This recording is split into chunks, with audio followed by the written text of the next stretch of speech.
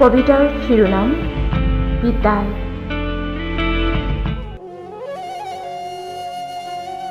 তামিজটোৱে ঢাকি ৰখা বনিয়নটোৱে ইমান যন্ত্ৰণা কেনেকৈ কঢ়িয়ায়।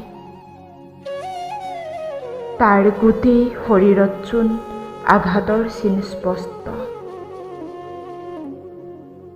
তোমাৰ অন্তৰখনো তেনেকৈয়ে ভাৰাক্ৰান্ত নেকি পিতাই?